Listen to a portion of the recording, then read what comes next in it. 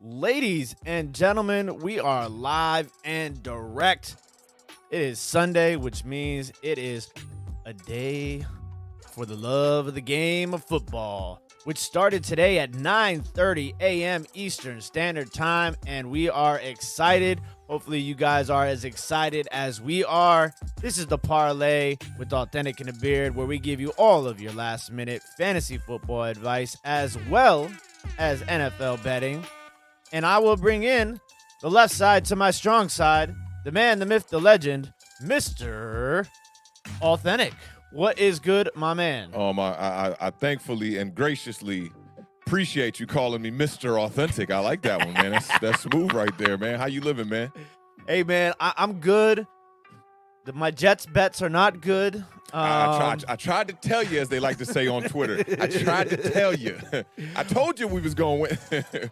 But I was really scared for a second there because Cordell Patterson went down early in that game and was in the blue tent being evaluated for a concussion, but was cleared to play. So I was definitely a little bit of relief right there. And Kyle Pitts caught his first touchdown. Yeah, I did see that, man. And shout out to McGinnis, who was tuned in last episode when we was hyping up Cordell Patterson heavy last week. And he went off for like 27 points for him too, man. So, yeah, Cordell Patterson, man, he's definitely been balling out. I'm taking a look at his stats right now. 8 catches for 42 yards, or 8 rushes for 42 yards, and 3 catches for 34 yards. Dude is like all-purpose, man. I'm excited for him, man. It's kind of unfortunate that the Falcons don't seem to be a really good team, but getting back to 2-3 today is going to be important for them. Yeah, for sure. And, Zach Wilson's already thrown 1 interception, and they looked better obviously last week. They beat the Tennessee Titans, and I was kind of expecting that sort of momentum to roll over, but unfortunately it doesn't appear to be the case thus far in this game. It is halftime, and I believe last I checked the score was 20-3 in favor of the Atlanta Falcons. Yeah, 20-3. Zach Wilson 5 of 13, bro. Get it together. Yeah, come on, cuz. Not good. And Corey Davis, we were high on him last week, and he came through and had a huge game. So I was kind of hoping for a little bit of the same today, but that does not appear to be the case thus far. He's leading them in receiving with 2 catches for 17 yards. 17 yards, right? This guy. So, it's going to be an interesting day of events for sure here. We got a lot of really good matchups. So curious to see how things are going to go here today. Let's go ahead and say some hellos to the people in the chat. But before we do that, big shout out to Simon for the $4.99 super chat. Says, hey boys, waiting for 3:25. I guess that's Central Time to go watch the Giants win. I wish I could watch the Eagles-Giants game, but I live in Texas, so this is the only game I can see. Interesting. True that. Yeah, NFL bite. If you need some vibes. I was gonna say holler at us on the Twitter. Yeah, holler at us on the Twitter, Simon. We'll get Twitter. You straight. The Twitters. Yeah. So big shout out to CeeLo Ren. Says, what's up, Awthentik? Hey, what's up, fam? Joining us. How you living, we man? Appreciate it. Been a Sunday's in the building. Always holding us down Sunday? In the chat. We appreciate that. And Joel is in the building. Says, yo, Awthentik and The Beard. Been waiting for this show all morning. Huge game for the G-men today. Yeah, shout out to Joel, man. I was helping him out with his setup, man, in the crib, and had a good time just chopping it up with him, kicking it with him and the Pest, man, in a little private StreamYard stream link we had. Definitely got to do that again, man, and get you on the show sometime too, bro. Appreciate you tuning in. Facts on facts. Who else we got in the building? Super Ties World dropping the biceps in the chat. We appreciate that. Yes, sir. What's good, fam? What's good? Edward is in the building. What's good, Edward? Mr. Lucas is in the building. What's going on, Lucas? Hey, Lucas. What's up, man? Kyle, Texans. Kyle Key in the building. Hopefully, look, back-to-back Texans fans, Cernock and Kyle. Cernock is high off of that Texas A&M upset of Alabama yesterday, which was crazy. The progression of events yesterday in the sports world was wild. So it was a great day to be a sports fan yesterday. And big shout out to Cernock. his soccer team dominated in a 7-1 victory this weekend. So Still undefeated, right? I don't know about that, but they're on a nice little winning streak now, I believe. So What's up, man? That's shout out what's up. to the mini Cernox. Kalen Dragon is in the building. I just picture Cernock like Will Ferrell and Mike Ditka coaching kids. That's how I'm picturing that one right now. That's exactly how I picture it. Kalen Dragon 56 has a question. What up? Jonathan Taylor or Kareem Hunt running back 2? Kareem Hunt versus the Chargers. Jonathan Taylor versus the Ravens. I'd flip a coin. I like Kareem Hunt maybe a little bit better. We've had Jonathan Taylor. He's had a couple good games, but for the most part, hasn't been doing that great. Not a lot of touchdowns coming out of Indianapolis. Yeah, it's interesting because I'm obviously Jonathan Taylor. When you think about the two, like Jonathan Taylor instantly to me is like, okay, that's the must-start guy. But I was doing some digging into the Kareem Hunt situation, and I'm going to save that nugget for the game. But it's a little bit closer than you might imagine. But I still think that Jonathan Taylor is just such a pivotal part of that offense that you kind of have to ride with Jonathan Taylor, in my opinion. Cody Gents is in the building. What's going on, Cody? Great to see you, bro. Appreciate you stopping by. Who else we got in the building? Marjorie Simmons, who'll be dropping nuggets throughout the stream. We Marjorie in the building. Everything that you What's do. up, Queen? What's up? Just a new name I don't think I've seen before. TVN Sports. I've seen TVN a few times. What's up, fam? A lot What's on Twitter. going on? Great to see you. Thanks for stopping by. Tonio Bot is Hey, what's in up, Tonio? the building. What is Hey, how you going living, on? boy? How you living? Platino Power 2 times says, let's go. My That's a good favorite name. streamers are live. Hey, my man. Appreciate you tuning in, yo. James Funk, we appreciate the love. Checking in on Facebook says the real NFL countdown right here. We can't thank you enough. Salute, fam. Appreciate And Joe Deals, resident Chicago Bears fan, what's going on? We appreciate you stopping by. And last but certainly not least, Miggy wants to know our thoughts on the fight last night. That was a really crazy fight, man. I went into the fight thinking that Wilder really had not much of a chance in that one, just judging the first 2 fights. And, man, he showed a big shout out to Tyson Fury, man. That dude's knocking people out, man. He's on his way to being one of the greats, I think. And that 4th round, man, that was an exciting 4th round. And then it kind of went downhill from there. But, yeah, great fight. One of the better heavyweight fights I've seen in a while, too. Yeah, it was crazy. 5 knockdowns in the fight, just going back and forth. Every time you thought one of them was down for the count, they somehow managed to come back. And not even just, like, come back and stand up, but there was times where you thought somebody was going to get knocked out, and then they came back and threw a punch that could have easily knocked out the opponent. So it was a great night for the sport of boxing, especially for the heavyweight division, because, like there was a lot of great fights, obviously, throughout time in the heavyweight division. But, I mean, even when like we were young, just the whole Tyson era and everything that came during that time, Lennox Lewis, Evander Holyfield. I mean, there was just a lot of great fights during those times. You know what I'm saying? So it was definitely a dope night for sure. Bluegrass Picker, what's going on, Anthony? Thanks for stopping by, brother. We appreciate it. So I guess we can go ahead and get into these games. We are going to rock. We are going to roll. The first game on the slate today is going to be the New England Patriots, who are 1-3. They are 7.5-point favorites. They are heading to Kyle Key and Cernox Connections, Houston Texans, who are 1-3. The over/under in this game is a low 38.5. There's a couple of those today, which is kind of crazy. This game is going to be very interesting for sure. I mean, the Texans are they're battling right now with just no offense. Davis Mills looked really bad last week against the Buffalo Bills. The New England Patriots, on the other hand, are just, they're coming off a tough loss to Tampa Bay. Jacoby Myers, though, is kind of crazy because Jacoby Myers is like, I think he's 5th in the league in receiving targets right now in the NFL, which is kind of crazy. So, that's definitely somebody you want to keep your eye on. For the Texans, it's just like, where are they going to get the offense? I mean, Brandon Cooks is their best offensive player for sure. But can Davis Mills get in the ball? We already know how Bill Belichick does against rookie quarterbacks, and this isn't like a first-round rookie quarterback. This is Davis Mills.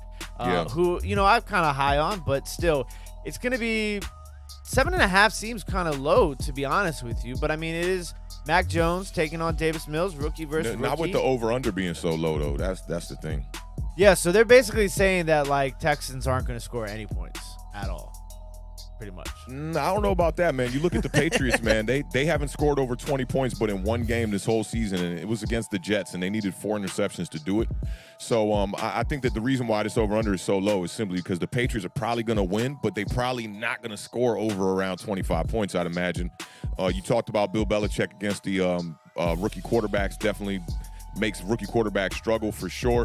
I like Jacoby Myers. I think he's doing pretty decent. 27 catches for 246 yards. But for me, when it comes to fantasy football, you got to score touchdowns. And Jacoby Myers got 0 touchdowns on the season. So I don't know if he's a lock in your lineup, but if you're struggling at the wide receiver position, he might be a guy you might want to put in. Brandon Cooks is another one who started off the year super, super hot with Tyrod Taylor at quarterback. Definitely earned my respect throughout the beginning of this year. But you talked about Davis Mills going in at quarterback last week in their debut or whatever of Davis Mills' start. Brandon Cooks only had 5 catches for 47 yards, no touchdowns. So I think he's a risky start too. I really don't like no players in this game. Damian Harris is the guy who I think I like his running style a good bit. But, he's also struggling to get in the end zone this year, too. He's only got 1 touchdown on the year, 49 carries for 172 yards. If there's anybody, I think I go with Damian Harris in this game.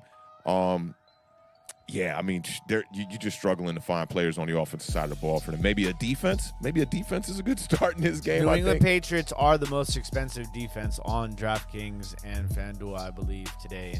This is one that I wouldn't be surprised if the Texans come out here and compete, even though we saw the Patriots play a pretty good game against the Bucs. We can't forget it was in pouring rain, and it was at home. I really want to risk it biscuit on this one right here and really try to go with them Texans, man, for my boy Cernak. But I'll tell you what, the Texans are going to cover. I'll take the under, and I think the Texans cover. Bold move. I'm going to take the Patriots. I'm going to take the Patriots minus the 7.5, and I'm going to take the over. I'm going to go completely opposite, I think. Yeah.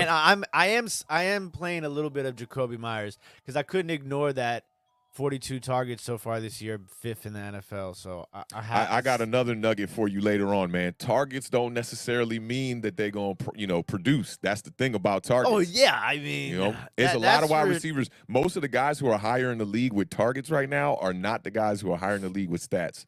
Yeah, it's going to be an interesting matchup. And Mac Jones, man. One last thing. Mac Jones, man, the kid loves to sit in the pocket, right? But that offensive line is beat up in New England, man. They are struggling to protect him, man. They're missing 3 starters because of COVID. So yeah, that's definitely something to keep your eye on for sure. We do have a question from Renee. Don't forget, if you guys have any questions in regards to your fantasy lineups, put them in the chat, and we will try our best to get through them all during the stream. It says, salute, fellas. I am benching Antonio Gibson, who has a stress fracture in his shin. Yeah. For J.D. McKissick, is it the right move? He started Patterson and Michael Carter because Christian McCaffrey is out. It's either Gibson or McKissick. Can't get this one wrong. It is. Is Gibson ruled out? No, he's not ruled out. He's playing through it. He had it last week too, but he's just saying, like, is that something that should warrant him to play McKissick instead of him? Yeah, and that's a tough call. I mean, to me, he showed you that he can play through the injury. McKissick is hit or miss. Like, he could be huge. But it's just like there might be a situation where the volume just isn't there. So, like, for me, like, I would feel weird benching Gibson for McKissick. I think Gibson has a big game today. That's one of my, Yeah, I've got McKissick as a sleeper in that game. I almost wish we would have went to that Washington game right here because he's averaging 11 fantasy points per game. He's got 12 receptions for 142 yards and 2 touchdowns already. I think you made the good move already by getting him on your roster. So I think, today is just like trial and error. If you start Gibson and you see that McKissick is getting more carries because of the injury, then going into next week what you got to do. You could risk it. You could risk it. But I think Antonio Gibson, if he's on the field, you don't got to worry about him not playing to his full capability. So if they clear him, I think I go Gibson on this one. Yeah, I'm not mad at that. I think that's actually like a perfect way of breaking that down. Yeah, and I big like shout Cordell out Patterson too. to David for the $4.99 super chat. Says, "What up, boys? I can't tune in because I'm at work. I get out in 4 to 5, but excited for the game today. Go Big Blue and good luck to your Washies Beard." We appreciate the love, David, as always. My brother. Definitely appreciate you pulling up. I was chopping it up with David like at 5 in the morning. He was telling me he was getting ready to go to work, and I was telling him I was getting ready to go to bed. And we just kind of talking about the Giants matchup and things like that, man. So, salute to you, man. Go get that paper, man, and let's get this W at 4 o'clock Eastern Standard Time, bro. Ty Johnson punches it in from the 1-yard line for a touchdown for the New York Jets. They are now down 20-9 after a missed extra point. Ugh. Making that one a game. I hate it. They missed the extra point, though. That's been a thing. I would almost rather see the extra point get moved back up. I don't like seeing these early missed extra points. Games kind of dependent on it. Tell me about it. Dustin Hopkins missed 2 last week. But we will move on to the next game. It is the Detroit Lions, who I don't know how, but they are still 0-4 at the Minnesota Vikings, who are 1-3. The Vikings are a whopping 10-point favorite. The over-under is fairly high in this game at 49.5 points. Kickoff is at 1 o'clock p.m. Eastern Standard Time. Awthentik, tell me what you got. Okay, so this is a weird game. The 49.5 seems a bit high. I know the Vikings have been scoring a lot of points. The Lions have put up some points in a couple games too. I look for the Vikings to dominate this game, man. And the only starter I'm going with, that I give you a nugget for is if you got Kirk Cousins on your bench, like me and the Beard got Kirk Cousins on your bench, you might want to think about starting this kid, man. 9 touchdowns, 1 interception. He's averaging 25.1 fantasy points per game.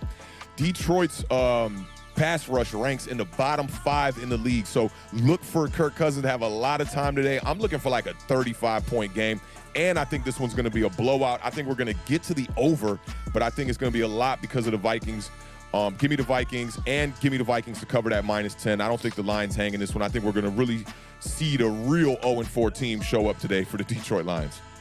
So I think the biggest concern for me in this game right now is keeping my eye on Dalvin Cook. So that's one thing I'm worried about currently. Yeah, Dalvin Cook's coming in with an injury today. I saw a lot of people picked up Madison on their fantasy teams as well too, right? Yeah, he's definitely somebody. Put him in a couple of lineups for this game in DraftKings.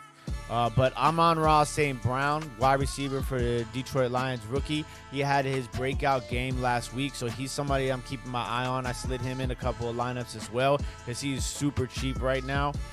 I don't know. That 10 points seems a little sketchy to me. The Lions were in the red zone, 4 times last week and came away with 0 points on all 4 of those. So I'm going to go with the Lions to cover the 10. I think the Vikings win, but I think the Lions cover the 10. And I do like the over 49.5 in this. Yeah. Hopefully my beard is not in the mic anymore, Steve T.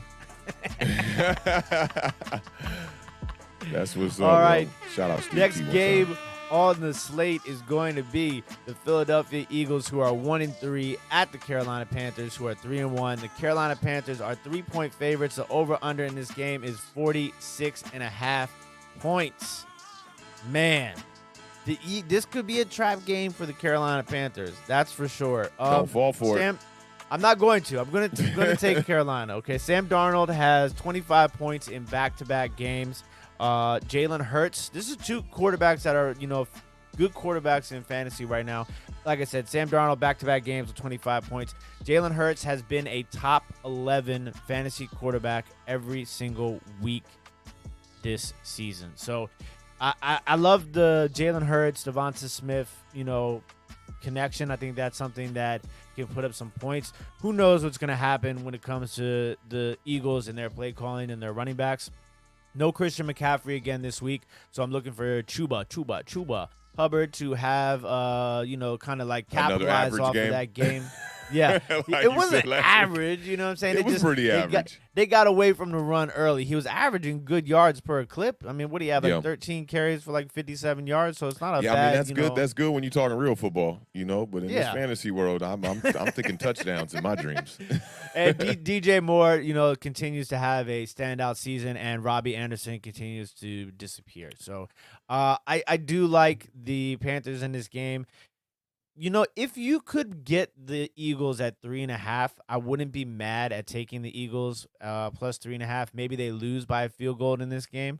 But I'm going to take the Carolina Panthers minus the 3, and I'm going to take the over 46.5 with the way that these two quarterbacks are playing. I like this. We're pretty split on this one because I'll definitely take the over with you, but I think the Panthers are going to cover this. I think today you're going to see the Panthers show you that they're in a different class. That's the word of the day. Y'all know Troy Aikman been talking a lot about my Giants.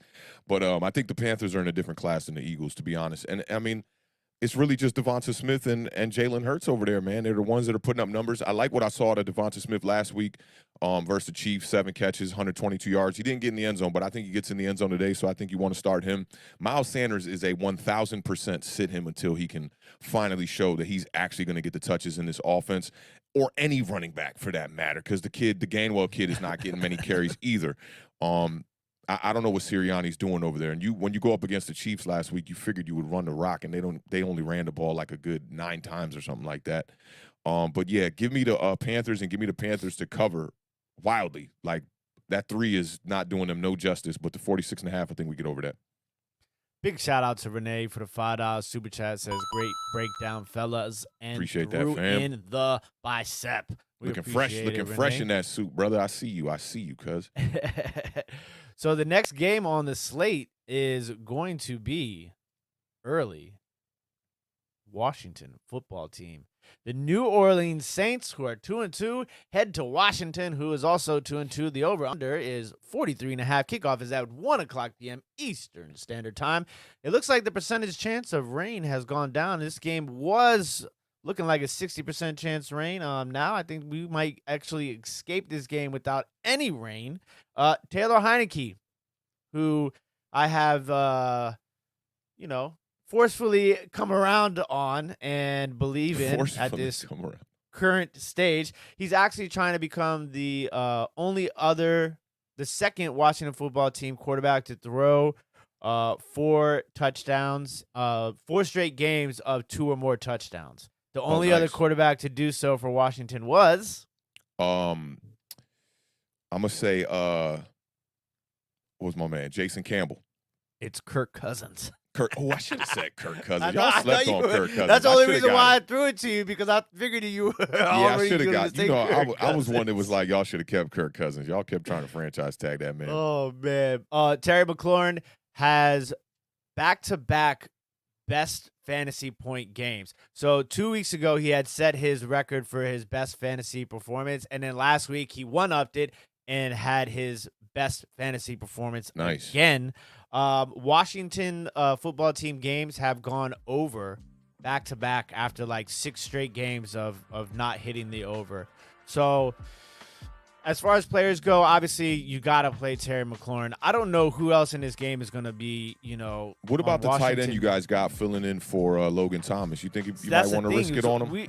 We don't really know how they're going to divide the snaps. I know Ricky Seals-Jones is going to be the starter, but I mean, you might see a mixture of, the new guy we just signed from Green Bay, Jace Sternbacher, and then Samus Reyes, the first-time NFL player from Chile. And I heard Toothpicking them talking about that on the podcast you were on last night. Shout out to them, man. Sub up the First String podcast, man. They had the beard on yesterday, and I popped in for a quick couple seconds, man. We got to chop it up with them Washington, D.C. style. That was really fun, man. Had a good time with the boys, man. Yeah, so you just don't really know. Curtis Samuel is playing. He's probably going to be on a pitch count again. They were saying that last week they exceeded the pitch count. Like, what's the point of having I keep saying pitch count, but it's snap count in football. Yeah. Like, what's the point of having a count on the snap, like snaps that he plays, if you're not going to abide by it? Yeah, so that's kind of why you can get lost in the game, man. I always talk about that. When you're on them sidelines, it's way different than looking at a game, from your TV set being like, oh, there he is. He's been on the field 2 plays. 3 plays, you Yeah. know, or a clicker or something. I mean, if you go 1 or 2 over, it's not a bad thing. But I think the play count is to limit his snaps so that, you know, you don't, to further avoid an injury pretty much. Yeah. Especially And with I the think, speaking of my man Toothpick, there you go right there. Shout out What's up, Toothpick. fam? If you guys aren't subscribed, make sure you guys subscribe to the First String Podcast. Go show my man some love. He's Definitely. always chopping it up. I might Hey, be I'm on gonna there. keep it funky with you, Beard. I like Ricky Seals-Jones in this game. Yeah. Middle of the field was open. You saw what the Giants did against the Saints. They play a lot of single safety high. I think it'll open up the middle of the field, and you see the boy's got hands. He's a big body. He can run players over. I'm looking for about a good 4 catches out of him today and a touchdown. Big call there with the touchdown. Listen, Yep. Alvin Kamara is going to have a field day today. I hate to say it. I think Alvin Kamara goes over 150 total yards from scrimmage today. I like it. But I also think Antonio Gibson is going to have a big game too. I made a bold prediction that between the two of them, they're going to combine for 300 total yards of offense. So we'll see. I'm going to take the under. I'm going to take the under on that. Banged up Gibson. You know, Kamara's coming off a game against the Giants with 120 rushing yards. There's going to be an emphasis to stop the run. If he gets it, I think it'll be more in the passing game. Yeah, for sure. That's that. Yeah. I mean, you know how Washington's horrible with all these pass catching running backs. It's crazy. So, but I am going to take Washington. I'm going to take Washington plus 2.5, and I'm going to take the over in this game. Plus Mr. 2.5. You think they're going to win, though? Yeah. Yeah, you think they're going to win the game? Okay, Yeah. just making sure. Put Making the sure. money on the money line. I got the Saints in this one, man. I just think they're going to be pissed off, man. They're coming to Washington after losing a game that they probably shouldn't have lost, they feel like. I watched the post-game conference with Sean Payton. He was so upset. He looked like somebody died. And I think it'll be a bounce-back game for them. I think he figured out versus the Giants, do not let Taysom Hill throw the ball too much. Ride or die with Jameis Winston. I know you've been trying to limit the mistakes that he makes in the games, but ride or die with Jameis Winston. He was a good game manager against the Giants. I want to say he was 18 to 23. He had like just around 200 yards. Just let him do what he does. And if it wasn't for a holding penalty, you know, he would have had another 50 yards and a touchdown on his stats there too. We talked about this a little earlier with Renee. I like J.D. McKissick in this game too. 11 fantasy points per game, the 12 catches on 142 yards, 2 touchdowns on the year. I'd sit Washington football team's defense until further notice. They're the worst defense in the league right now. Yeah. We're 4 weeks into the season, going into the 5th week. So if they can't get it together by the bye, I'd say, you know, sayonara to that defense. It's not looking good for y'all.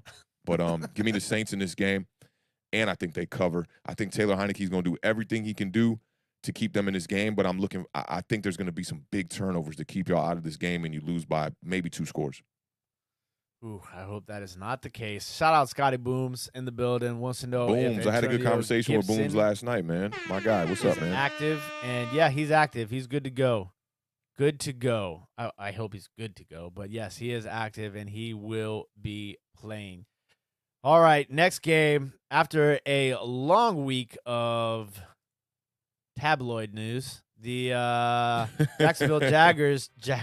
The Jacksonville Jaggers. The Jacksonville Mick Jaggers. My man. Dropping some Timisms. You know, I just picture Urban Meyer, you know, like backstage with the Rolling Stones getting his party I know, right? on, you know what I'm with saying? somebody on his lap. Oh, man. Tennessee Did you see his Titans wife's are... statement? Yes, I did. I liked You it. should've I just- told y'all, stay out of grown folks' business. I told y'all. She said, y'all acting like y'all ain't sinners. Yeah. All right? That sounded very Midwestern Bible Belt, the way she said it, too. Like in You my could mind, tell. You could tell, man. Don't be putting your life principles on other people. I hope y'all saw that Dave Chappelle special. I enjoyed that a lot, man. That was really funny. He talks about a lot of things like that. Caught it. Yeah, go ahead and catch that late tonight, man. Pop that on with Josie and yeah, get a good laugh. It's pretty funny. So the Tennessee Titans are 2-2, coming off of a disgusting loss to the New York Jets. They are 4.5-point favorites at the Jacksonville Jaguars. The over-under in this game is 48.5 points. Kickoff is at Sunday, 1 o'clock p.m. Eastern Standard Time. Bring this one here. Bring this one here. Bring this one here. Oh, all right. Tell me bring what you this one got. Tell me what you got, Authentic. This is what I got. I got Laviska Shenault today, boy. DJ Chark is a little injured, My man has not had a touchdown all year, but he's put up some really good numbers on 19 catches, 194 yards. I think today we're going to see a breakout game from Laviska, but I do think that the Titans are going to win this game. That 48 and a half with these two teams, man, I don't know, man. I'm going to take the under in this one. And I think the Titans do cover. I got the Jaguars losing by a touchdown, but your boy Laviska is definitely going to see his way in the end zone. Maybe one, maybe two. I'm going to go out on a limb and say maybe two. You can go to FanDuel right now, and I guarantee you the odds on Laviska Shenault having 2 touchdowns in this game is probably like plus 1,000. So that might be a vibe. If you're feeling froggy, if you're feeling froggy, leap. And tell them Awthentik sent you. We haven't got a promo code yet. And remember, we are not financial advisors, and this is not financial advice. But I am the Beard, and that is Awthentik, and this is the Parlay. That is factual right there. Yes, 11 a.m. every Sunday, Eastern Standard Time. You know what it is. Boom. Man. Goes the dynamite. Look, the Tennessee Titans have allowed 17 sacks this season. This game, I was about to be like, shoot. So, Jacksonville Jaguars, they got some young talent. I know I've been talking about it a lot for a long time, and I look like an idiot because they're 0-4. But that's something to keep your eye on. And Derrick Henry, though, traditionally runs all over the Jacksonville Jaguars. Yes, yeah. I saw those numbers. Do you got the numbers? No, I don't. You want to put those numbers out because I got them off the top because they were scary. It was 12 touchdowns in 10 games versus them, and the yardage was just about 100 yards per game. So, yeah, that guy, you already know what it is. He's about to bulldoze his way to a 100-yard game and a couple touchdowns here. Dalvin Cook is officially inactive. Oh, I hate to hear that, man. He don't got the injury-prone tag on him, but it's starting to feel like that a little bit. For the outsiders who like to use that word. I don't like to use injury-prone. It's the NFL, man. You get banged up. Running back's a tough position, but their backup over there is solid too. So I already know he's probably scooped in most leagues. Yeah, they'll be straight. They'll be good. And I kind of anticipated this because Cook played with the injury last week, and he had his worst rushing output. So and he traditionally fries against the Lions too. So. That's an interesting little nugget. Thank you, Marjorie, for the update. You got to me actually before Shefty. Shefty sent me the text a little late, so I appreciate that, Marjorie. Also, the Jacksonville Jaguars have allowed 20 points or more in 22 straight games. That's crazy. Even though this is a different kind of team a little bit, but that's a crazy nugget right there. The no Julio Jones. A.J. Brown's probably going to have a big game today, I think. So A.J. Brown, Derrick Henry, and then definitely still sleeping on Fursker, the tight end for the Tennessee Titans. That seems to have hurt them without Jonnu Smith. That does seem to have kind of set back their offense a little bit. They might want to make a move at the tight end position. And then another tight end, too, is Arnold, who was recently acquired by the Jacksonville Jaguars in that trade. Is it Dan Arnold from the Cardinals? I think he played for the Cardinals, but he was in Carolina this season. I remember having a couple games with the Cardinals for a little while. Yeah, so I those are two like really cheap tight ends if you're looking to kind of punt that position on DraftKings or FanDuel. So definitely Ricky Seals-Jones. There's another punt. We're giving out punts all day like the Houston Texans. So accept those DraftKings FanDuel punts from us. Quick update on that Atlanta game. It's 20-9 still. No score since we talked about that one last. Atlanta's got the ball right now on their own 44-yard line. And what are we in? We're in quarter 3 with 4 minutes left to go. Come on, Jets. Pull it together. Come on, Jets. At least cover. You know what I'm saying? The next game on the slate is going to be the Miami Dolphins in what will probably be Brissett's last start. I think Tua is probably going to be coming back next week. The Dolphins are 1-3. The Tampa Bay Buccaneers are 3-1. Tampa Bay is a 10-point favorite. The over/under in this game is 47.5. Kickoff is at 1:00 p.m. Eastern Standard Time. Mr. Awthentik, tell me what you got. All right, we were talking about tight ends, man, and I know this tight end here for the Dolphins has been a little bit sketchy throughout the year, but Mike Gesicki 18 catches, 184 yards, and 1 touchdown. He's been averaging 10.6 fantasy points a game. If he's available in your league, he might be a guy that you might want to, scoop up. Also, he leads all Dolphins in catches and yards from Jacoby Brissett. So I think that, that's been his security blanket or his safety blanket there one time. And he also has the second most targets among tight ends over the past 2 weeks with 18 targets. So I like Mike Gesicki in this game. I think you could also dial up Jalen Waddle. I heard that Parker is going to be injured and out for this game. Waddle's got 25 catches on the year, 200 yards. The touchdowns are a little bit low with just 1 touchdown, but he's catching 25 of his 30 targets, man. So he's a very reliable receiver for the Dolphins. The quarterback is really the issue. On the opposite side of the ball, and this graphic scared me here when I saw Dolphins and saw this red. I said, oh, but then I remembered that the Bucs were at home. I like Leonard Fournette, man. I've liked Leonard Fournette since last year, and he appears to be the Bucs' #1 running back in the last couple games. He played a season-high 82% of the snaps last week. I think Ronald Jones might have snuck his way in the end zone, though, last week. I can't remember. Yeah, but I do like Fournette in this game. 23 touches against the Patriots and a total to 138 yards. We really just got to look to see him get in the end zone. And he can be a guy that will be in your starting lineup maybe for a couple of games here. So I definitely like Leonard Fournette, like Jalen Waddle, like Mike Gesicki in this game. Give me the over. I think the Bucs covered at 10. I'm loving everything you said. The Gesicki and Brissett nuggets are legit. With Tua, Gesicki had 7.1 fantasy points in the 2 games with Tua. In the 2 games with Jacoby Brissett, he's got 35.3 fantasy points. The Dolphins have given up 13 sacks so far this season. So I mean that Bucs front is the Bucs defense is a little bit underwhelming this year, but if there is one part of their defense that has been consistent throughout the season, has been their run defense and their front pressure. So it could be a long day for Jacoby Brissett. I'm taking Tampa Bay minus a 10. I'm going to take the under. I'm going to take the under 47.5. Yeah, it's not bad because the Dolphins might not put up a lot of points. Appreciate you, Edward Squires, for the quick update. Atlanta just turned the ball over. So, 20-9 there. Jets could get a little score here, maybe cut it to a 1-point or 1-score game. Let's go the New York Gary V's. Come on. Give me some love. Before we move on from this game right here, Scotty brought up a good point. Thought the Dolphins were a franchise on the up and up. I talked about this last show, man. That rebuild is looking a little sketchy now. Just a little sketchy. We're not going to use them as the model no more when we're talking about rebuilding. And for me, it seems like it starts right at the quarterback position with them, for real. Yeah, I just think, they hit a road bump with the Tua injuries. So there's going to be a lot of pressure on him when he comes back because I don't think it's an injury thing, man. I think they need to go out there. If the Dolphins, what's their record right now? They sitting at 1-3. If they find themselves in the top 10, they might want to think about getting a quarterback. If there's a guy on the board for them, I know there's not a lot of quarterbacks that people are high on from what I'm hearing. Coming out of college right now, but Tua is struggling. There's nothing that he's done in the NFL that jumped off the screen for me so far. And I know he was thrusted into a starting position there, but they might either want to make a trade for a quarterback, man. It would be nice to see another quarterback in that system outside of Jacoby Brissett, like somebody that know their play style, but they're not like that great. Maybe like a Nick Foles or something, somebody who's a game manager.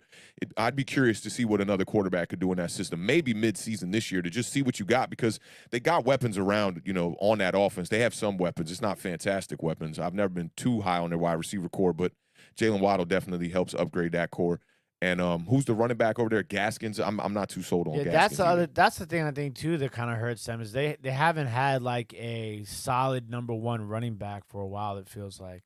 Yeah, that's real. I mean, like, what was the last like solid recycled running back one they had? Ronnie Brown. Cadillac Williams. Ronnie Brown for sure. He was a solid running back over there. And they had what's his name before he broke out, and then they took him over there to San Francisco 49ers. Breida? Matt Breida looked pretty good in that system. And there was somebody he was pairing with over there at that time. I think he's still there. He went back over there, huh? Because he was a 49er for a little bit. Yeah. Yeah. But he did deal with injuries. He had some big injuries when he was with the 49ers, I remember. Yeah, if you play running back for the 49ers, that is seems to be the theme. To be careful of. Right? All right, ladies and gentlemen, the next game on the slate. Now, this is, believe it or not, if you would have said this title of this game a few years back, you wouldn't believe that I would be leading it off with. This is one of the more interesting games on the slate to me. That's what they want you to think. The Green Bay Packers, who are 3-1, are heading to the Cincinnati Bengals, who, yes, ladies and gentlemen, are 3-1. The over-under in this game is a whopping 50.5 points. Kickoff is at 1:00 p.m. Eastern Standard Time. Listen, Davante Adams is a man. He is a man. Maybe he isn't a man. Maybe he's a robot. Maybe he's an alien. Machine. He leads the league right now with 31 receptions, okay?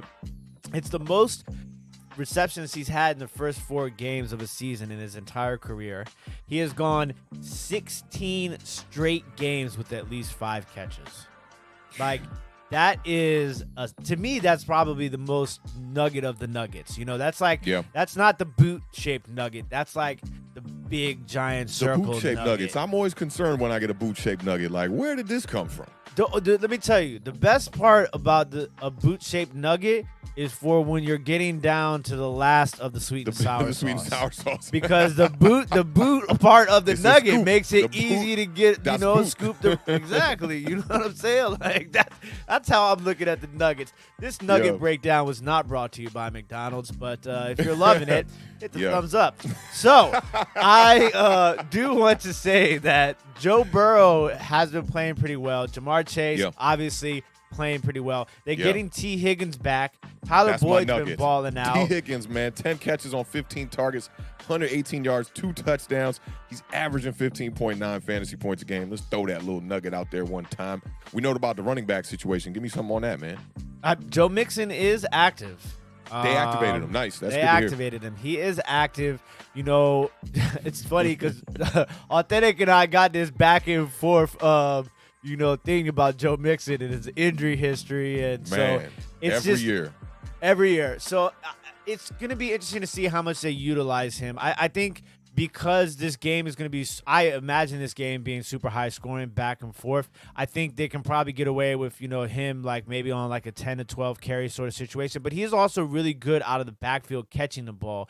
So we'll see some Samaje P. Ryan, formerly of the Washington football team. I'd sit him. Don't think about putting him in your lineup today, though. Oh, no, I'm not playing no P. Ryan, not with Mixon active. Big shout out to the Entertainer Talking Sports is in the building. Up. Y'all know what it is, man. Y'all make sure to tune in to the Entertainer Talking Sports at 4:20. I think they're going to be on a little bit earlier than that, chopping it up. I'll be in the chat talking my talk, man. Best play-by-play in the business one time. Shout out my man, Entertainer. Shout out. So, listen. There's a reason this game is only 3 points. If you could get, this is one of those games. So listen, my biggest thing, obviously, if you guys have been paying attention, is if it's 3 points, buy that extra half point. Because I think this is a field goal win for the Green Bay Packers.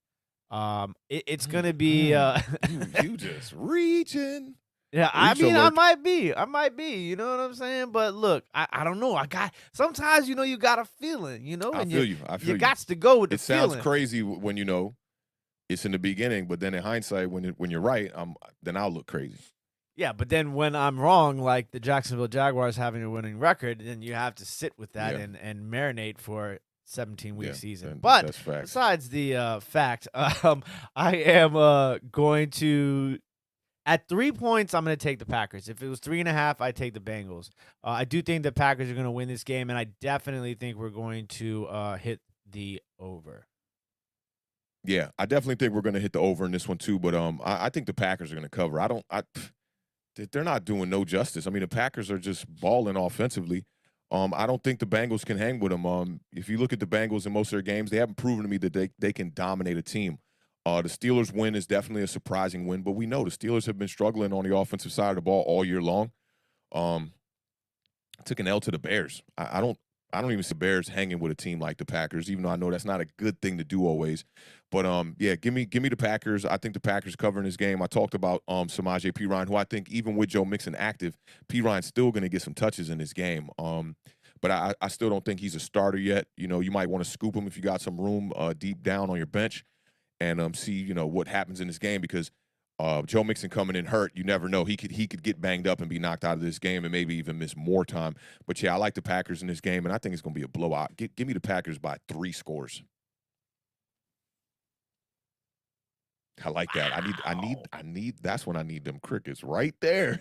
Crickets or an explosion. Yeah, right. Crickets followed by an explosion. I think that would be the people are high on the Bengals, man. I don't know. And I wanted to get to one thing that I saw Sebastian was asking Amari Cooper or Kenny Galladay. Pretty simple. Go with your head or go with your heart. Today I'm going with my heart.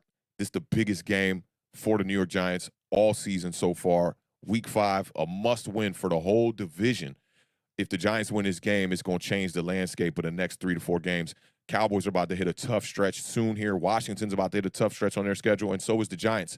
So maybe we're opening up things for the Eagles here. We don't know. But I definitely think that, the Giants got to show up. This will probably be, a Giants team at 110% trying to get this W today. I look for them to target Galladay very heavy in this game. Yeah, and also, you got to remember that Amari Cooper is kind of banged up a little bit, so that's something to keep your eye on. So I'm heavy on the Giants today, but we'll wait for those. Those Nuggets aren't quite yet at the order window, but they will be coming up shortly. So can you wait 10 minutes? We got to cook these Nuggets up real quick.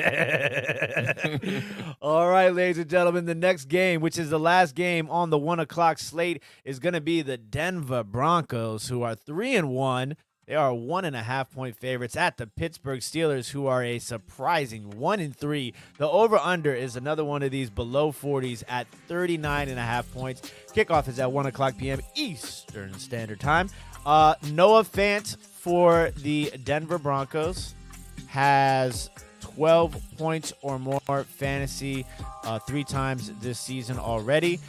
And with a banged-up wide receiving core, we did get word that Cortland Sutton is active today. So Sutton, Tim Patrick, Noah Fant, and Teddy Bridgewater will be playing coming off of that concussion. The Pittsburgh Steelers just look pretty bad. They look awful. Let's just be honest. Najee Harris, though, has been, playing as best as he possibly can given the circumstances. I mean, he's getting all the volume that you could possibly want from a rookie running back, from any running back in this league, which has turned into a 2 running back league. I will tell you, though, that over-under at 39.5 is super tricky because Denver and Pittsburgh are the only 2 teams in the NFL to not hit the over in all 4 of their games. Wow. So Nugget far this alert. Year. Yeah, so that's what makes that over-under so eye-catching, because neither one of these teams has hit the over in any of their games this year. But that over-under is at 39.5. It's like, can this game really be that low scoring? I'm still debating 39. On it. What do you think, Awthentik? I mean, it seems to be this year when they give you those streaks like that, it always goes wrong. So I'm just going to take the over. I'm just going to take the over. Every time I've seen one of these streaks, it just comes to an end. It's like jinxing a kicker as a broadcaster, a broadcast analyst, and you're like, he's 39 for 39 in his last 39 kicks right before the kick. It's up, it's wide left. Oh, God. So I'm kind of seeing those kind of vibes here. The one thing about the Pittsburgh Steelers is the defense is always going to be the defense. I got faith in Mike Tomlin to get this right. The Broncos, they started off hot with the 3-0 start against 0-3 teams. So that's tricky. Maybe the Broncos are a little bit overrated, and I think that this is the point of the season where we're really going to figure that out. I like running back Devonta Williams in this game, man. He only has 1 touchdown on the year, but 46 rushes for 186 yards, 4 yards per carry. You talked about Noah Fant. He's got touchdowns versus both the Giants and the Ravens and has 18 catches on the year to tie with Cortland Sutton for the team high. So, Noah Fant is a must start in this game if you got him sitting on your lineup. And, yeah, give me Pittsburgh Steelers outright in this game. I think they're going to win it, and I think it's going to be convincing. I think they'll win by maybe a good touchdown. I've gone back and forth on this game maybe 15 times. I think I have 2 or 3 parlays split between on this game, and then a couple where I just said I'm not even going to go near it. I do agree with you. I do think we hit the over. Finally, these teams hit the over. So I'm going to go with the over 39.5. If this game was in Denver, I would ride the Broncos, but I'm going to go with the Pittsburgh Steelers to try and get this ship righted. So give me the Pittsburgh Steelers. Minus the 1.5. Plus 1.5. and I will take the over 39.5. And big shout out to Lax044 for the $1.99 super chat. Says Chuba, Chuba, Chuba, Chuba, or T. Higgins. Give me T. Higgins. It's tough because there's a lot of hands to be fed for the Cincinnati Bengals, but I just think that game's gonna be super high scoring. I don't think you could go wrong either way, but I mean, Chuba's gonna be the guy. He's gonna get the volume. He's definitely gonna get some carries in this game for sure.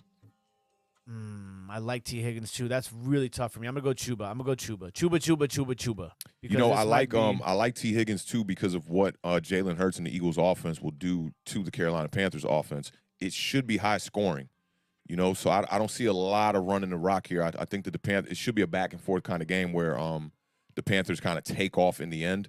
And that's why I just think that the running back might, for 2 weeks in a row here, not be the true focal point of the offense. DJ Moore, man, he's the guy in that offense. Yeah, that's a really solid point. If I were to have to change my pick, that would be the reason why I changed my pick. But I'm going to stick with Chuba. Yeah. Just because I like to say Chuba. Chuba. So, yeah, Big Ben maybe going off in this game. It could be one of those situations. You are not wrong. Yeah. I'm never one to say somebody washed. Like there's a lot of reason why, you know, it's not working offensively over there with Pittsburgh. And I think a lot of it's got to do with injuries in the wide receiver core and the running back situation over there. He's kind of just getting his feet wet. So if they could find a way to really lean on that running game, I think that they could get back into things, man.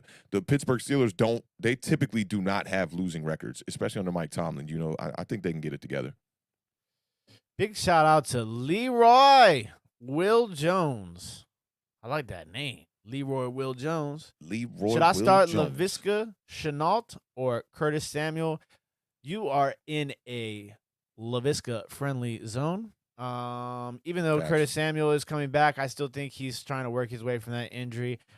We are both looking at Laviska Shenault to have a big game. So I'm going to go Laviska. What about you, Mr. Awthentik? No, you heard the nugget when we talked about that game. I'm going Laviska all day in this one. I think he's due for a touchdown. I think you might see him get 2 touchdowns in this game.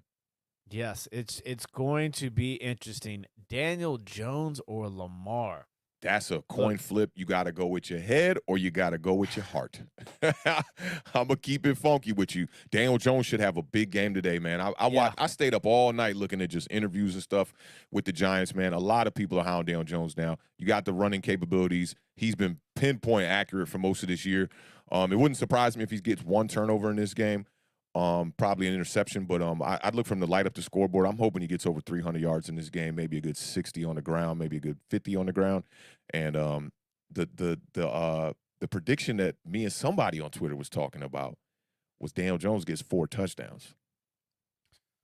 And for what it's worth, Bad Dog said that Daniel Jones will put up more touchdowns than Dak Prescott today. Saw that on Twitter too.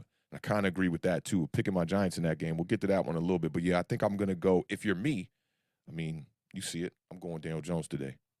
I'm going Lamar Jackson. As much as I love Daniel Jones in daily fantasy today, I think he's somebody that you can build solid lineups with on DraftKings. Not so much FanDuel, but definitely on DraftKings. So I think Daniel Jones puts up some big numbers today for sure.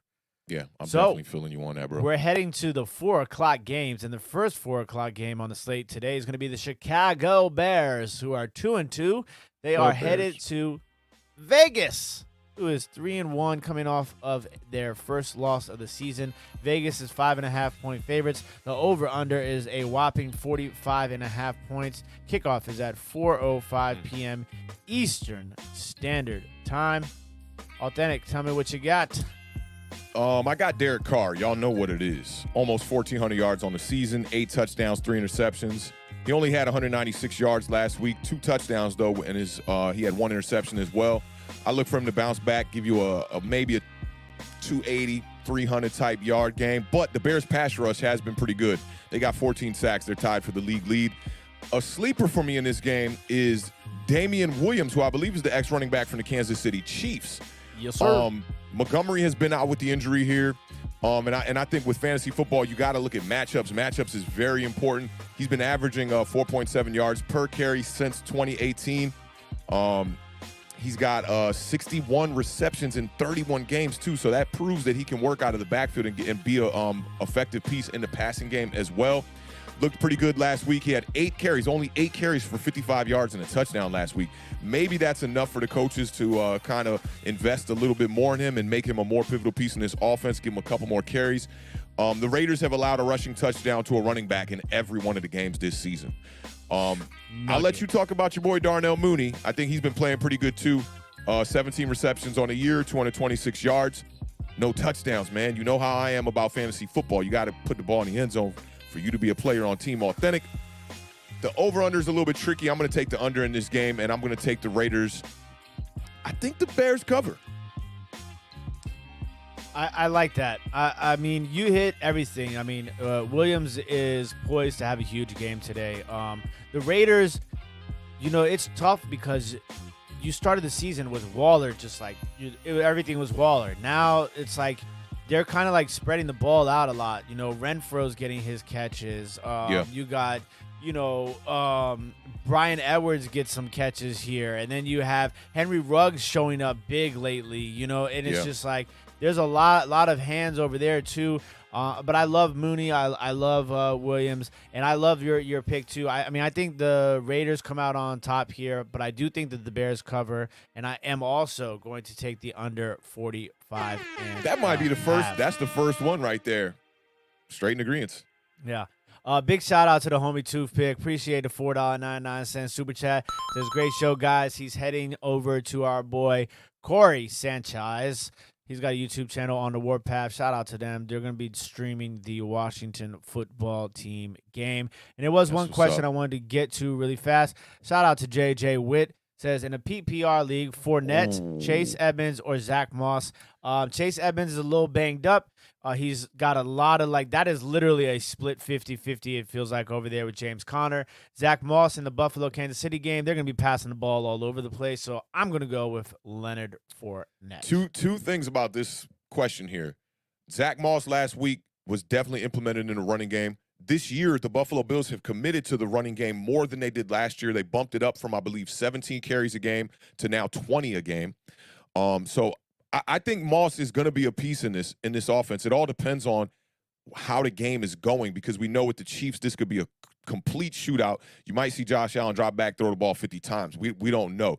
If the Bills defense can come out and kind of tame Patrick Mahomes and his Chiefs offense, then maybe you see Moss get some more carries. I really like Chase Edmonds, man. I stayed up late last night, man, and I was actually looking to see if he was maybe available in any of my leagues, and yeah, he definitely wasn't available. I did propose a trade to the homie Jevo in one of our leagues. I did Devonta Smith outright for Edmonds, because I think Edmonds is on the cusp of being really good, being a top guy as far as running backs go. He just hasn't put up the touchdowns. That's the thing that he's missing out right now. But he's got big yards in these games. So for me, I think I would stick with Fournette, more proven, could probably see his way into the end zone, and has a better matchup today, I feel like. Interesting. Yeah, James Conner has been taking all the goal line touchdowns from Chase Edmonds. One more question before we get to the next game. James Jones says, A.J. Brown or A.J. Green? I'm going to go with A.J. Brown. I love what A.J. Green has been doing lately, and I think he's great. Is that James Jones from around the way? I'm trying to see. No, I think that's a different James Jones. But A.J. Brown's going to be the main guy in Tennessee today, so I'm going to take A.J. Brown in this I'm going A.J. Brown in this one, too. I got A.J. Green on one of my squads, and he's sitting on the bench. He was projected for 12 points in PPR today. I think that's pretty good. Give me A.J. Green on that one. Or, I'm sorry, give me A.J. Brown. The Cardinal rule says Chase Edmonds is banged up this week. He'll be active, but I'd be cautious about playing Edmonds this week. And definitely take his advice on that. He's a Cardinals fan, covers the Cardinals to the highest degree, so I would definitely take his advice on that, and make sure y'all sub up to his channel as well. Up next, we got the Cleveland Browns, who are 3-1. They are heading to L.A. to the Chargers, who are also 3-1. The Chargers are 2.5-point favorites. The over/under is 46.5. Sunday kickoff, 4:05 p.m. Eastern Standard Time. This is an interesting game. This game opened up with the Los Angeles Chargers as 1-point underdogs. This game, the spread has obviously changed. Baker Mayfield's dealing with the shoulder injury. What is it, a slightly torn labrum? I think that's partially torn labrum. Yeah, partially on his non-throwing shoulder too. Yeah, the non-showing throwing shoulder. This game's going to be super interesting. The Browns got 11 sacks in 2 weeks, but the Chargers' offensive line is really good. I believe Justin Herbert has only been pressured 25.6% of the dropbacks. So, that helps, a quarterback, obviously, tremendously. Slater has been playing extremely well as a rookie on the line. Eckler has averaged 5.7 yards per carry. He's got 100 yards from scrimmage 3 straight games. But that Browns defense is not something to take lightly. They're really good against the run. I believe they might be number 1 against the run, if I'm not mistaken. But we talked about this earlier. Kareem Hunt and Nick Chubb. Nick Chubb is obviously the main guy, but the last 2 weeks, Kareem Hunt has averaged 22.1 fantasy points. Nick Chubb has averaged 19.9 fantasy points. So he's crazy. like sneakily like getting like a lot of love over there. I mean, he's a phenomenal football player. We know that. Yeah. But in daily fantasy, I'm playing a lot of Kareem Hunt because he's cheap, and I think not a lot of people are thinking about him right now. Although in this game, I like the Chargers. I know there's a lot of people talking about the Browns in this game, a lot of people. But I don't know. I'm riding with the Chargers wave until they show me something else. They show me that they're winning games. It's always been the last couple of years the Chargers know how to lose games. Now I feel like they know how to win games. I'm gonna take the Los Angeles Chargers minus the 2.5. I'm gonna take the under 46.5 in this game. Yeah, you hit a lot of points on the head there. This game is definitely interesting, man. We saw Baker Mayfield last week missing Odell Beckham on a bunch of passes. Odell Beckham, on the season, 7 receptions, 16 targets, 104 yards. If Baker hits him on some of these throws last week, you're looking at probably like 120 yards from Beckham and 2 touchdowns. He missed him on 2 big throws. He missed him by 5 yards when Odell Beckham was running a seam route, about 5 yards past the defender. And you saw Odell Beckham do his typical Odell Beckham complaining, where he was kind of pouting like, man, I can't get too out of pocket. This ain't New York. But, Baker Mayfield, man, I think that the partially torn labrum is definitely the reason why he's struggling. Do you remember the play when it happened? We were watching it, I think, here. Yeah. It was on that interception. It was on the interception. I thought it was tried to make that tackle. I thought that was the day when like 4 quarterbacks all went down. That was the day, we actually worked together. You're right, but it was that day where all the quarterbacks were getting hurt. He went to make the tackle, and I saw his arm completely do something that a human's arm should never do. And then when I saw Baker come back on the field, I'm like, how in the hell? Like, that makes no sense. I'm sure it's affecting the way he's throwing the ball, man. But I'd look for Stefanski to find a way today to make that offense click. You talked about Kareem Hunt, too. I think that this is the time early on in the year when you want to start Kareem Hunt, because once the weather gets cold, that's when you see Nick Chubb really start to emerge. It's been like that for the past 2 seasons. Kareem Hunt is definitely a big start in this game. I might take the risk on Odell Beckham today. I think that Baker kind of owes him some stats. So you might see a couple of more targets go his way. And, what's up with Jarvis Landry? Is he still out the lineup IR this week? still, yeah. He's still IR. So, yeah, I mean, that leaves your boy Odell Beckham out there to receive a couple more targets. As far as the game goes, man, this joint is really tough, man. The Chargers have showed me that they can win games that are close. They showed it last week, but they struggled early on in the season. I'm wondering if all the bad play is behind them or not. I'm going to take a risk on this one. I'm taking the Chargers outright in this game and give me the over. Oh, I'm taking the Browns outright. I'm taking the Browns outright. I'm sorry. I meant to say the Browns. I meant to say the Browns outright. Yeah. I'm taking the Browns outright. And 2.5 is just, yes, it's going to be a close game. I think it's going to be a really close game. Vegas is usually not off on this, but I'm taking the Browns in this one. So Michael Carter with a rushing touchdown, and we got ourselves a ball game, ladies and gentlemen. Atlanta Falcons are up 20-17. Yeah, I can't remember what the spread was in this game. I don't remember what the spread was. Oh, yeah. See, I asked you in the beginning, too, and we were like, we're not going to talk about that game. Look at us. All right. The game nobody wants to talk about, but everybody wants to talk about. It's Facts. The New York Giants, who are 1-3, heading to Jerry's World. The Dallas Cowboys are 3-1. The Cowboys are 7-point favorites. The over-under in this game is 52.5. I'm going to give you a quick stuff because I know Authentic's got a plate full of chicken nuggets. He's got a whole 20-piece. I got a 10-piece and a 4-piece on the side, maybe. There we go. Not there quite we go. A 20-piece box, but so Dak is completing 75% of his passes this season. That's number 1 in the National Football League. The New York Giants are allowing 75% completion percentage. Dallas is unbeaten against the spread this season so far, which is kind of crazy. Yeah. But I will tell you that when it comes to fantasy in DraftKings, FanDuel, I love this game for those sort of lineups. Dak Prescott, CeeDee Lamb. Zeke's questionable. He's probably going to play, but we're looking for more of a Pollard type of game, I think.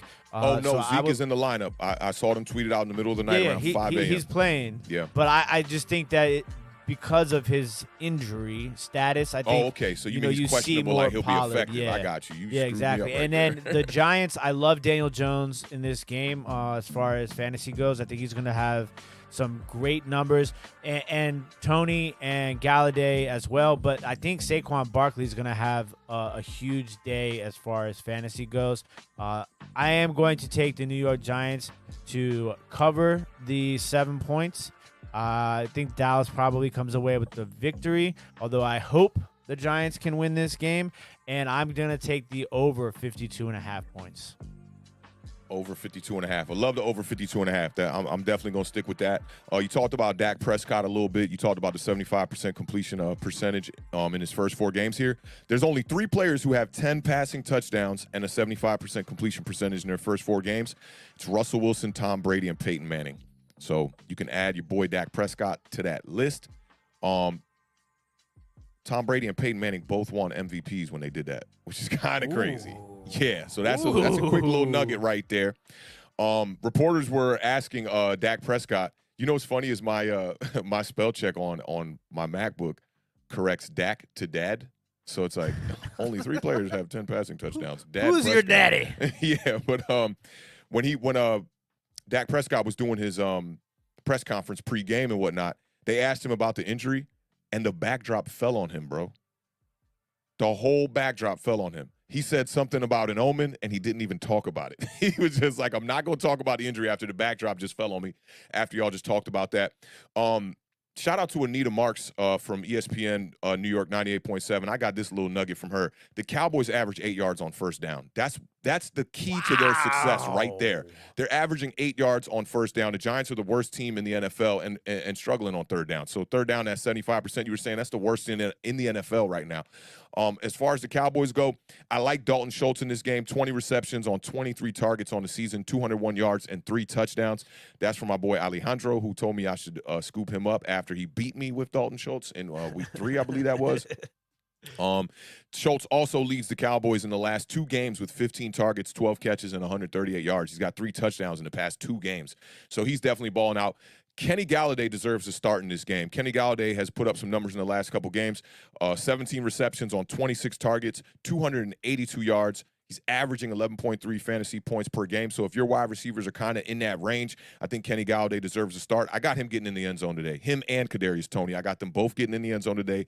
And, I predicted the score of this game was going to be 31-27, my New York Giants. I'm looking for 4 touchdowns out of Daniel Jones. So I like to start with Daniel Jones. I like to start with Kenny Galladay. I got Saquon Barkley in my lineup. I think he's also going to have a big game. So I got the Giants outright. I got the Giants outright, man. Y'all know what it is, Giants Nation in the building. I'm going with my heart today because I know today my Giants are going to show up and play with a lot of heart, and hopefully they play with heart and don't take the L like my man Deontay Wilder did last night, who showed a lot of heart in that ring. I'm looking for my Giants to come out here and get this W, man, and pivot things in the NFC East here. I really, really hope that's the case. I will be cheering for the New York Giants today for sure. All right, next game on the slate. These NFC West matchups have been fun to watch. The San Francisco 49ers are 2-2.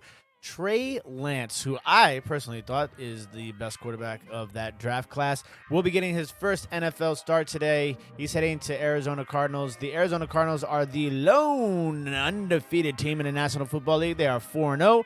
The spread is 5.5 points. The over-under is 48.5. Game kicks off at 4:25 p.m. Eastern Standard Time. The Arizona Cardinals have scored 30 or more points in every single game so far this year. 49ers running backs typically do very well against the Arizona Cardinals, but we'll see who's going to be getting a bulk of the carries. You know, you got Elijah Mitchell back. You got Trey Sermon there, so we'll see who's going to be running the rock the most. It might be Trey Lance for real. I'm definitely putting together a couple of lineups with both of these quarterbacks. Both of these quarterbacks got cannons up for arms, and they both got, I don't know, wheels for legs? We'll say cannons for arms and wheels for legs. Rollerblades on their feet. Say no. Yeah, there we go. So I think this game is definitely going to get to the over 48.5. That 5.5 scares me. I think the Arizona does win. I think they win by field goal. So I will take the San Francisco 49ers to cover that 5.5. Authentic. Tell me what you got. That's like bold right there, man. Going out on a limb there. I think the 49ers are a team that's very hard to gauge right now. Don't know if they're a really good team or a really bad team, but we know that the Cardinals are a really good team right now. We talked about Chase Edmonds, and I had to go look at this statistic that I have written down here because it says Chase Edmonds has 36 touches for a total of 169 yards over his last 2 weeks, which is ridiculous. On the season, he's got 43 rushes for 255 yards. He's averaging 5.9 yards per carry, 20 receptions. So, yeah, that sounds about right. He's got 63 touches on the season, 36 in his last 2 games. I'm dialing up Chase Edmonds, Cardinal Rule. I'm dialing him up today. And if you don't dial him up, dial up James Conner, I think, in this game. The 49ers have covered the spread 1 time this season. That's a little nugget for you. And the 49ers, we know they're going to be missing their quarterback, Jimmy Garoppolo. So it's like, how do things change with Trey Lance in the game? We know he brings the running dimension to the quarterback position there. His first start. Arizona has played 4 games with 3 wins against the spread. So I'm taking the Cardinals in this game. I think they're going to cover. It's going to be an interesting one to watch. How do you think Trey Lance does before we move on to the next game? I think he'll struggle a bit throwing the ball, but I think he's going to do some things. It'll be a very like Jalen Hurts-esque type game. You know, not a super high completion percentage. I'm dating back to last season for Jalen Hurts. But I think he'll find his way probably in the end zone on his legs and maybe throw one as well. But look for some mistakes in this game, too, from the rookie. Yeah, I think that's an excellent assessment, too, because that is one of Trey Lance's, on the downside is his accuracy. And a lot of that is just because he hasn't played a lot of quarterback. I mean, that's just, at all. Like, he barely played last year. I think he only played like 10 games in his career or something like that. I mean, it's obviously a little bit more than that, but you get the point I'm trying to make. So I think that's a really good assessment. I'm curious to see, like, there'll probably be a lot of highlights and some lowlights too at the same time. But the game that everybody's talking about is the Sunday night matchup, and that is the Buffalo Bills, who are 3-1, heading to Arrowhead and taking on the Kansas City Chiefs, who are a surprising 2-2. The Chiefs are 3-point favorites. The over-under is a whopping 56.5 points. Kickoff is at 8:20 p.m. Eastern Standard Time. I'm looking forward to seeing Josh Gordon. That's for me. I'm kind of wanting to know how much he's going to play, how he looks. Have they hinted at anything about him as far as how many snaps we might see? Not how many snaps, but he's definitely been activated to the 53-man game day another roster. Wide receiver that they could stretch the field with. It's ridiculous. Yeah. So it's going to be very interesting to see how that all turns out. I think this game is going to be super exciting. I think it's going to be an absolute shootout. I do think that the Bills' defense is a lot better than people are giving them credit for. I think they'll force some turnovers. I don't necessarily think that they're going to do anything like dominating. I do like Zach Moss, like you said. I think Zach Moss has had a really good sophomore year in comparison to that first year, and he's slowly getting more and more touches as opposed to Devin Singletary. The Chiefs, obviously, you can pick your poison with any of these guys on offense. They're all studs. Shout out to Clyde Edwards-Hilaire, who has, low-key been performing very, very well, and he gets a lot of heat from, people because of the fumble. He's fumbled a couple of times, and they just, the Chiefs did, use a higher draft pick on him, but he's been a solid running back. So big shout out to Clyde Edwards-Hilaire. Just keep plowing through with the rock. I like the Buffalo Bills, man. I'm going to take the Buffalo Bills. This is another one of those games I'm buying the half point. I'm taking the Buffalo Bills at 3.5. I'm going to buy that extra half point. I think the over definitely hits the 56.5. This is going to be a really close game. I think Kansas City probably wins. If this game was in Buffalo, I would take the Bills outright. But I'll take the smart bet and take the Bills plus 3.5. I'm buying the extra point. Over under, I'm taking the over 56.5. What about you, sir? I'm definitely taking the over in this game. We know it's going to be a lot of points in this game. I don't think it's going to be as close as you think, though. I think that the Chiefs are going to win this game by 2 scores at least, but it will be high scoring. When you look back at the game with the Baltimore Ravens against the Kansas City Chiefs, and the Ravens were at home, it took every bit of Lamar Jackson to win that game. They only won that game 36-35. Lamar Jackson struggled in that game, which is kind of crazy. He had 2 interceptions in that game, still came out with the W. So I'm looking for Josh Allen to not have his best performance today is what I'll say. I won't say he'll struggle, but he won't have his best performance today. He seems to be the kind of guy that I don't want to put the Kirk Cousins kind of label on him, but when it comes to like big games, primetime, spotlight, where they expecting him to step up, he seems to fall short a lot.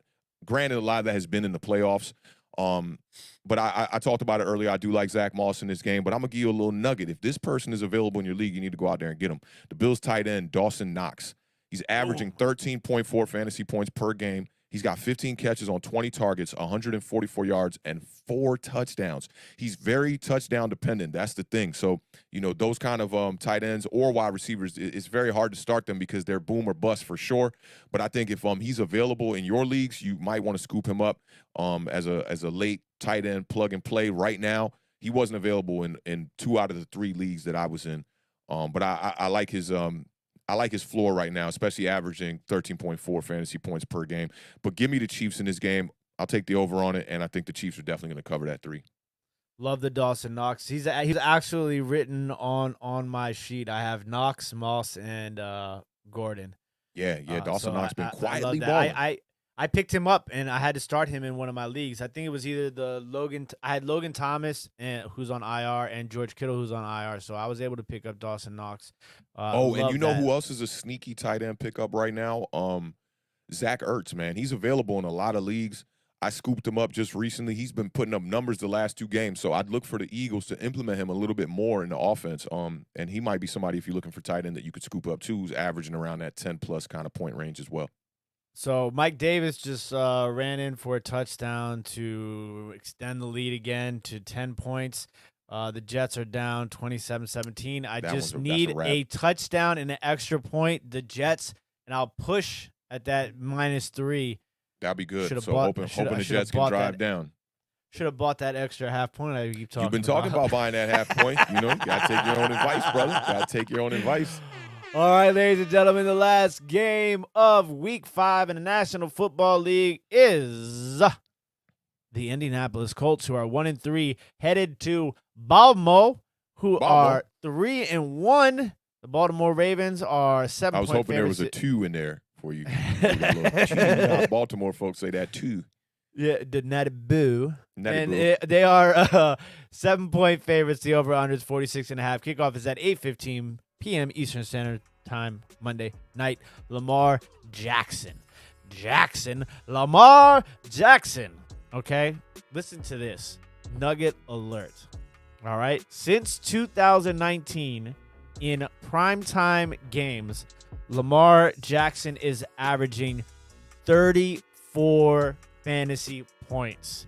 He is averaging 94.5 yards rushing and a touchdown and a half rushing on prime time since 2019. Okay? Give me Lamar Jackson. Give me everything Lamar Jackson. If I could put Lamar Jackson at every position, I'd put Lamar Jackson at every position. I do obviously think that this game, I think the Colts will put up some points because they're going to have to. The Ravens defense can be shaky at times, but give me the Baltimore Ravens, give me the -7, and give me the over 46.5. Over 46.5. Yeah. I like the over in this game for sure. And I think the Ravens are going to cover that 7. The Colts are just struggling, and I think it starts at the quarterback position with Carson Wentz. He's just been very average. Your boy Michael Pittman, I'm surprised you didn't talk about him. Michael Pittman is in the top 5 in the NFL in targets inside the 10-yard line, that's when you should be getting your money. Michael Pittman also has 0 touchdowns on the year, which makes absolutely no sense. Gotta blame the quarterback. In fact, he has the 2nd most targets of anyone without a touchdown this season. That's insane. That is nugget alert. So I think that, with that being said, maybe he gets in the end zone today. He is getting a lot of targets when they're within the 10-yard line. Maybe he can get in the end zone today, but I don't know, man. You might want to put him on the bench and wait till he shows and proves before you actually put him in your starting lineup. On the year, he's got 23 catches on 36 targets, 279 yards. I mean, he's still averaging 12.9 fantasy points a game, so do what you want with that number. If your wide receivers are kind of a little bit lower than that, maybe you can plug and play Michael Pittman, but he's probably gone in most leagues right now. So if you got him on your bench, around that 12-point mark is where you kind of want to, gauge things and maybe put him in your lineup. If it's me, I'm going to put him on the bench for today. Wait till next week. Definitely like the Ravens in this game.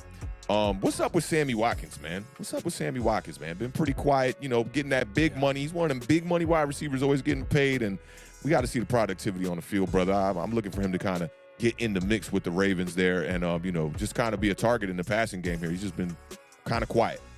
I'm waiting for Rashard Bateman to come back off the IR for the Ravens. Big facts, man. That's the one I got my eye on moving forward. So he was compared to Odell Beckham coming out the draft as far as the finesse catches. Very fast wide receiver. I forget what his 40 time was, but he was up there. I liked what I saw on tape from Bateman. It's going to be nice to see him get in the game and actually play. This is going to be a fun game. I'm going to keep my eyes on this game. This is the Monday night one, right? Yes, sir. Yeah, I'm looking forward to that one, man. It's going to be a fun game, man. I got the Ravens in that one, though. I think they'll cover. They'll probably win by 2 scores and give me the over 46.5.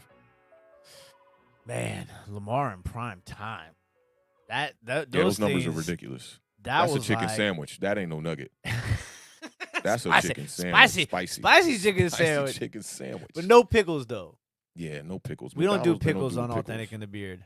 Yeah, we don't do pickles. Pickles are kind of yo. When Popeyes accidentally forgets to take off the pickle off the chicken sandwich, spicy chicken sandwich, it's like the pickle tarnished my sandwich. It's the everything about the pickle except for the pickle is still on the sandwich. Yeah, it kills man, me. I can smell it. I can smell it before I even bite into the sandwich, and then the pickle juice is all over the bun. Can't do it, man. Yeah, it's awful. Shout out Can't to do it, Roby won't one time do in it. the building, man. Appreciate you pulling up. Giants Nation in the building. Y'all know what it is. We trying to get that W today, man. Yo, I stayed up late last night and I watched an interview with Kadarius Toney on Giants.com. I recommend that all Giants fans go check that out because Kadarius, one, he gives you a bunch of nuggets into why he wasn't on the field early on in the year, and it's kind of what we thought it was. If you kind of got something besides a pecan in between your ears. I mean, if you just have a mind, these guys are coming from the college systems that go into the NFL, and it takes time to transition into that, especially when you're not on the practice field. Definitely go check that out. It actually had me staying up late just listening to some of his music, too, because he talked about some of the rookie hazing that he had to do, and he said that a lot of the veteran players that are with the Giants made him sing in front of the whole team. And when he picked his song to sing, he sang one of his songs, which was Don't Give Up. So I went to go check out the song. It's a pretty good vibe, man. I was digging it, man. It kind of had like a Drakey auto-tune kind of cool vibe on the hook with some singing, and then he was rapping the verses, just talking about reasons not to give up. I definitely dug it, man, and the interview was awesome. And also, if you go back, check my Twitter. I posted a tweet about Louis Riddick and Bart Scott on Max Kellerman's show, I believe. Or no, it was on Greeny's show. Just an awesome segment about Louis Riddick always showing the taco meat on his open button shirts with the blazer open and whatnot. And Bart Scott picked the Giants in that game. And a lot of people on that panel were pretty high on the Giants. Louis Riddick said expect a close game as well. I know a lot of Giants fans don't really like Louis Riddick, but it was a hilarious segment. Like one of the funniest segments I've seen on major network television as far as it goes to sports. So I recommend that. Go check my Twitter at Awthentik. And it's a couple tweets down, man. It was just hilarious. But the interviews were really good, man. They interviewed a ex-quarterback coach from the Dallas Cowboys, and they also had Joe Judge on there. my confidence is really building with this Giants team, man. I'm really looking forward to this game. This could be a staple in our season.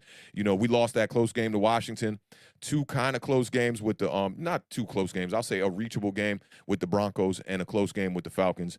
You know, the Giants are a better team, I think, than it shows on paper. And today is when you want to show that. You know, if they can go in here and beat the Cowboys at Jerry World, this will be a big win for us, man. And I think one of the things that you said to me that stood out the most, you know, today was, if the Giants could come away with a victory, the way that it kind of reshapes the division this early in the season, I thought that was like, to me, that stood out. Yeah, I mean, Cowboys are 3-1. The Giants and the Philadelphia Eagles are at 1-3. So if the Giants can win, you're looking at the Eagles going to 3-2. The Giants going to 2-3, just being 1 game back, which would be ridiculous. You talk about an alley-oop right now. This is an alley-oop, and the Giants just got to slam dunk this. And Washington football team is right there at 2-2. So if y'all lose, y'all will be tied for second. If y'all win, y'all be right there in first place with the Giants win. So I know y'all are looking for a win and looking to take care of business. I saw something that somebody said in the chat that I wanted to respond to. I'm not seeing it right now. I hate Zach Wilson. Zach Wilson struggling. What do you do? Throw a pick? They were in the red zone. All I needed them to do is score the touchdown to cover the spread or push, you know what I'm saying? Yeah. And he takes a 17-yard sack. Ooh, sounds like the Giants week 1 and week 2. Just red zone, taking sacks, losing big yards. Oh, this is what I wanted to respond to. And I think this would be a good one for us because you were a Washington football team fan. Riddick wanted Haskins. Imagine if that happened. So, look, I'm going to take this one first real quick. If the Giants drafted Dwayne Haskins, I think it would have been more apparent to our organization that he wasn't ready.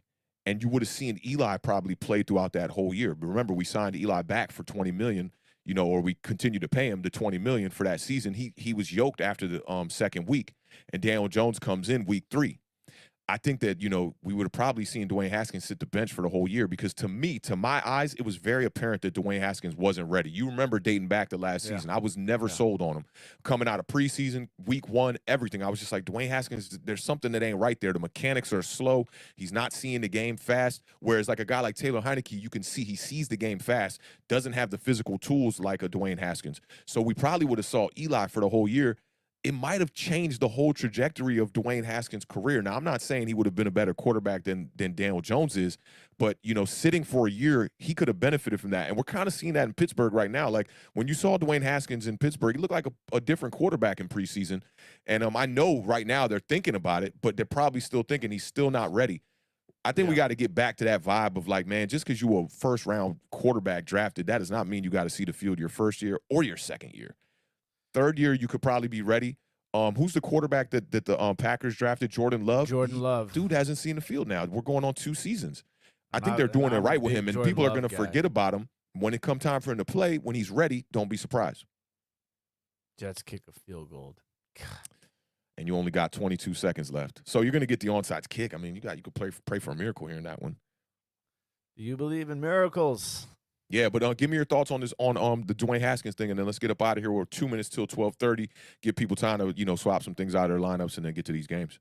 I think 100% correct on that assessment. I mean, the situation in general, not even just like having Eli there, but just like the absolute complete mess that the Washington football team organization was when they drafted Dwayne Haskins up till, you know, Ron Rivera, it just shattered him in so many different ways. You know, like just looking back, I actually heard an interview with Jay Gruden talking about that same exact situation and about how, you know, if these quarterbacks sometimes are just not ready, you know, and I think they were actually talking about Justin Fields and how like he was kind of being forced into this role now.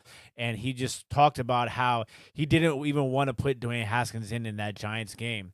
And then they put Dwayne Haskins in, and it was just like, I mean, you remember how awful that was for Dwayne Haskins and how great it was for you guys.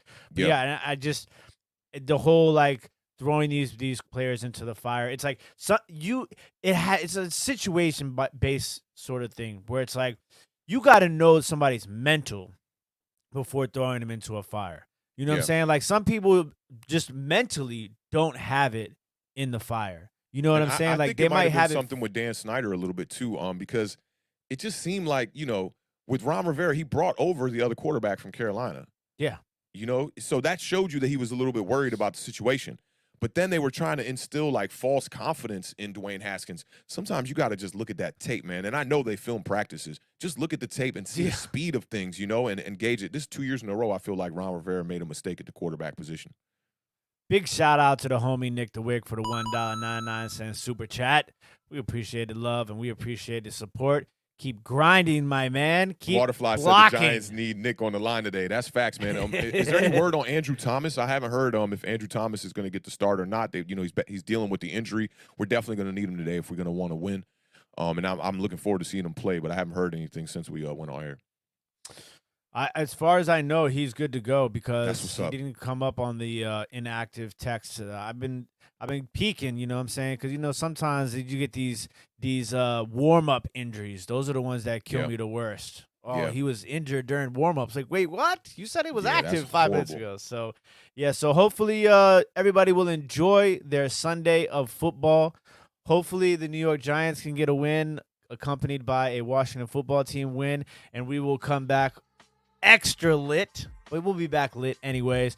Don't forget to hit the notification bell so you guys will find out exactly when Awthentik goes live on Monday for the Giant Overreaction Show, which has been an absolute smashing success so far this season. So big shout out to Awthentik for the Giant Overreaction. Appreciate it, brother. If everything goes right, man, I think Monday is a holiday for workers.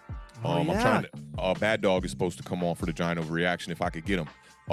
If not, we might do something pre-recorded or something like that too. We'll see what's up. But definitely looking forward to the Monday Giant Overreaction. It should be sometime between like 1 and 2:30. I'd say 2:33 p.m. the latest or something like that. We'll get up there, man. And y'all tune in, man, and enjoy these games today, man. Y'all know what it is. Go Giants, Washington. Hey, if y'all get the win, I ain't even gonna be too mad at y'all today. I think y'all got a tough matchup. But we know the division today is on the Giants' shoulders. We gotta get this W, bro. I couldn't sleep last night. Like, I'm about to go play in the game, man. Like, I just stayed up and binged Giants content till about 6 in the morning. Finally got to sleep. Popped up here about 9:30, 10 o'clock. Chopped it up with the beard. We got to get this dub, man. This is a big game. This could be a big statement game for Daniel Jones. He had a couple opportunities like this last season, and I like putting your quarterback in these situations. You really see what players are made of. So I'm looking for Daniel Jones to stand out today, man. Facts. And before we go out, make sure y'all put some biceps in the chat. Start them off, Awthentik. Left side. Strong side. Everybody enjoy your Sunday of football. We will see you guys soon. Peace.